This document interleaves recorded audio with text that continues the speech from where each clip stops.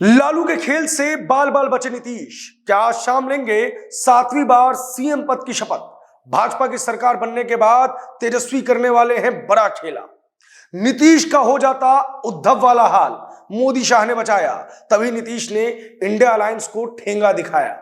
शाह ने जब बंद कर दिए थे नीतीश के लिए एनडीए के दरवाजे, तो अचानक ऐसा क्या हुआ कि पूरा समीकरण बदल गया। क्या पुराना कर्ज उतारने के लिए हारे हुए नीतीश को भाजपा ने दिया सहारा? अटल का कर्ज मोदी उतारेंगे, बिहार में बीजेपी का सीएम बनाएंगे। क्या है पूरी कहानी, वीडियो में आज हम आपको बताएंगे। नमस्कार, मैं प्रभात रंजन मिश्रा स्वागत करता हूं आपका एक बार फिर से हमारे अपने चैनल पर, जिसमें हम बात करते हैं डेली दिन भर में जो बड़ी सियासी खबरें हो रही हैं उनके बारे में। तो अभी पूरे देश की नजर सिर्फ और सिर्फ बिहार पर है। क्यों? क्योंकि 2005 से लेकर 2024 तक कायदे से जिस बिहार में सिर्फ 4 बार मुख्यमंत्री पद की शपथ होनी चाहिए थी, उसी बिहार में 8वीं बार सीएम पद की शपथ होगी। बड़ी बात यह है कि 7वीं बार तो नीतीश कुमार ही सीएम पद की शपथ लेंगे। क्योंकि इतना खेला हुआ है, कभी इस तरफ कभी उस तरफ, कि नीतीश कुमार भी भूल गए होंगे कि वो कितनी बार पलटे हैं। लेकिन वो इस बार आखिरी बार ही पलटे हैं, क्योंकि अब उनका अंत निश्चित हो गया था। अंत मुख्यमंत्री बने रहते भी निश्चित था और अंत पलटने के बाद भी निश्चित है। क्यों? यही आज की इनसाइड स्टोरी है। सबसे पहले बिहार के राजनीतिक समीकरण को समझिए। तो ये है इस वक्त बिहार की राजनीति के 3 मुख्य किरदार, और ये है बिहार के विधानसभा की स्थिति। 243 सदस्य हैं। पहले नंबर की पार्टी है आरजेडी और दूसरे नंबर की पार्टी है बीजेपी। आरजेडी के पास 79 सीट्स हैं तो बीजेपी के पास 78 सीट्स हैं। दोनों को सरकार बनाने के लिए नीतीश कुमार की जरूरत है। आरजेडी को कम, बीजेपी को थोड़ी ज्यादा। लेकिन बीजेपी तो सरकार बनाने की मंशा में ही नहीं थी, तो अचानक ऐसा क्या हुआ कि वो सरकार बनाने को लेकर आतुर है। क्यों? क्योंकि शुरुआती स्लाइड्स में हमने आपको बताया था, भारतीय जनता पार्टी अपना एक पुराना कर्ज जो है वो उतारना चाह रही है। क्या है वो कर्ज, बताएंगे अभी, लेकिन पहले इस चीज को समझिए। तेजस्वी यादव के पास 79 सीट्स हैं और 19 सीटें कांग्रेस के पास है। लेफ्ट के पास 16 विधायक हैं। इन तीनों को जोड़े तो होते हैं 114। बिहार में बहुमत का आंकड़ा सिर्फ 122 सीटों का है, यानी कि 8 सीट पीछे हैं बहुमत से तेजस्वी यादव, और वो यहीं पे बड़ा खेला करने वाले हैं। इस खेले की उम्मीद तो नीतीश कुमार को पहले से ही थी, इसलिए नीतीश कुमार ने काउंटर खेला कर दिया और वो जाके मिल बैठे अमित शाह से, भारतीय जनता पार्टी से, और तेजस्वी यादव के सारे मंसूबों को उन्होंने पानी में डाल दिया, यानी कि पानी फेर दिया उनके सारे मंसूबों के ऊपर। लेकिन तेजस्वी भी इस बार चुप नहीं रहने वाले हैं। तेजस्वी ने भी नया गेम प्लान तैयार कर लिया है, और ये नया गेम प्लान क्या है ये समझिए। कल रात में तेजस्वी यादव के घर पर कोर कमेटी की बैठक हुई और इसमें यह निर्णय लिया गया कि आसानी से सरकार को नहीं गिरने देंगे, और इसमें मुख्य भूमिका निभाएंगे इस वक्त विधानसभा के स्पीकर, जो राष्ट्रीय जनता दल के हैं। उन्हें पहले ही पता था कि नीतीश कुमार पलट सकते हैं, इसलिए विधानसभा अध्यक्ष का पद हमेशा आरजेडी ने अपने पास रखा। यहां पे 2 प्लान है तेजस्वी यादव के। एक चीज स्पष्ट है कि अभी आरजेडी की सरकार नहीं बन रही है। आरजेडी उस स्थिति में भी नहीं है। कांग्रेस भले ही कितना भी कह रही हो कि उनके विधायकों में टूट फूट नहीं होने वाली, लेकिन कांग्रेस भी डैमेज कंट्रोल की सिचुएशन में लगी है। कई सूत्र बताते हैं कि वाम दल भी नाराज है, तो ऐसे में जो मैजिकल फिगर है उससे काफी दूर रहने वाले हैं।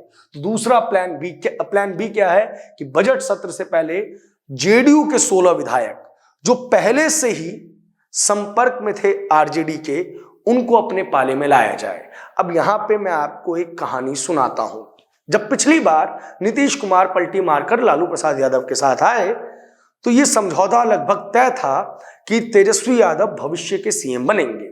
लेकिन लालू यादव को नीतीश कुमार पर पहले से ही भरोसा नहीं था। वो भले ही उन्हें अपना छोटा भाई कहते हो, लेकिन लालू यादव इस चीज को लेकर स्पष्ट थे कि नीतीश कभी भी कुछ भी कर सकते हैं, और लालू यादव भ्रम में रहने वाले नेताओं में से नहीं है। आप उनकी राजनीतिक आलोचनाएं कर सकते हैं, लेकिन राजनीति के पक्के खिलाड़ियों में लालू का नाम भी लिखा जाना चाहिए। लेकिन इस बार लालू का मुकाबला उनसे बहुत मजबूत अमित शाह और नरेंद्र मोदी से था, इसलिए वो एक बार फिर से गच्चा खाने वाले हैं। तो जनता दल यूनाइटेड के अंदर टूट फूट करने का प्लान आरजेडी ने पहले से बना रखा था। आरजेडी के विधायकों को बार बार ये ऑफर्स दी गई, आरजेडी के विधायकों को ये बार बार ये ऑफर्स दी गई कि अभी जो है आपको शांत रहना है, अभी जनता दल यूनाइटेड से आने वाले जो लोग होंगे उनको भरपूर मजा देना है, यानी कि उनको बड़े बड़े मंत्री पद देने हैं, उनको अच्छे अच्छे पोर्टफोलियोज देने हैं, ताकि किसी तरीके से तेजस्वी यादव को सीएम बनाया जा सके। और इसी कड़ी में जेडीयू के अंदर खाने लोगों से संपर्क किया जाना शुरू किया गया। और इसमें मुख्य भूमिका में थे जनता दल यूनाइटेड के अपने व्यक्ति ललन सिंह, जिससे ही इस चीज की खबर नीतीश कुमार को लगी। ऐसा नहीं था कि नीतीश कुमार को पहले ये खबर नहीं थी, आपको शायद ये नहीं पता हो, लेकिन 2005 से गृह मंत्रालय बिहार का नीतीश कुमार के पास ही है, तो नीतीश कुमार के पास सारी खबरें रहती हैं। लेकिन पहले उन्हें ये लगा था कि ये चीज ज्यादा मजबूत नहीं है, लेकिन जैसे जैसे इसने मजबूती प्राप्त की, नीतीश कुमार ने काउंटर खेला करना शुरू किया। दिसंबर में ललन सिंह को उनके पद से हटाया और जनता दल यूनाइटेड के लिए जो सभी फैसले खुद ले सके, इसके लिए अपने आप को अधिकृत करवाया।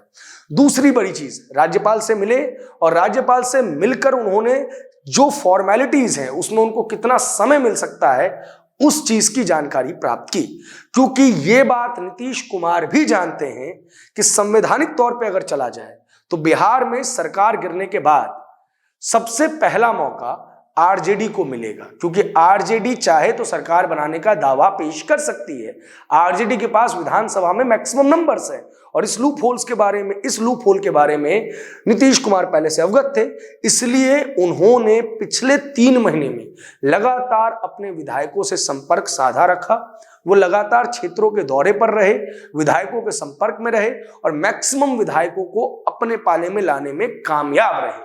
सांसद जितने भी जनता दल यूनाइटेड के थे उनको ये चीज पता थी कि ना तो उनकी सीट सुरक्षित रहने वाली है और ना ही उन्हें दोबारा चुनाव लड़ने के लिए सीट मिलने वाली है, क्योंकि मैक्सिमम जगह जहां पे इस वक्त जनता दल यूनाइटेड के मेंबर ऑफ पार्लियामेंट है वहां पे दूसरे नंबर पे राष्ट्रीय जनता दल थी। ऐसे में राष्ट्रीय जनता दल का दावा उस सीट पर ज्यादा मजबूत बैठता है, क्योंकि बिहार के अभी के राजनीतिक परिदृश्य को अगर देखा जाए तो आरजेडी जेडीयू से मजबूत पार्टी थी। तो सांसदों को पहले ही इस भ्रम ने नीतीश के करीब रखा हुआ था। और दूसरा जो सबसे बड़ा कार्य हुआ वो ये हुआ कि नीतीश कुमार ने विधायकों के साथ संपर्क साध लिया। अब बड़ी चीज ये है कि नीतीश कुमार तो मुख्यमंत्री 2025 तक रहते ही रहते, किसी भी तरीके से रहते, अगर उनके पार्टी के अंदर टूट फूट नहीं होती तो वो पलटे क्यों हैं? वो पलटे इसलिए हैं कि जो हाल शिंदे ने उद्धव ठाकरे का किया, जो हाल अजीत पवार ने शरद पवार का किया, वही हाल ललन सिंह के जरिए लालू यादव नीतीश कुमार का करने वाले थे। जी हां, यानी कि आज उद्धव ठाकरे जिनके पास पूरी शिवसेना थी, वो शिवसेना यूबीटी लेके घूम रहे हैं। जिनके पास पूरी एनसीपी थी, वो एनसीपी का एक छोटा फ्रैक्शन लेके घूम रहे हैं। और इसी तरीके से अगर बात की जाए इधर इस वाले फ्रेम की अगर हम बात करें तो ललन सिंह जनता दल यूनाइटेड का या तो मर्जर कराने वाले थे आरजेडी के भीतर, या तो जनता दल यूनाइटेड का एक छोटा सा फ्रैक्शन, सिर्फ और सिर्फ एक छोटा सा फ्रैक्शन नीतीश कुमार के पास रह जाता। ऐसे में नीतीश कुमार की यह राजनीतिक मजबूरी थी कि वो भारतीय जनता पार्टी के पास जाएं। और भारतीय जनता पार्टी के ऊपर एक पुराना कर्ज भी था। क्या था वो पुराना कर्ज?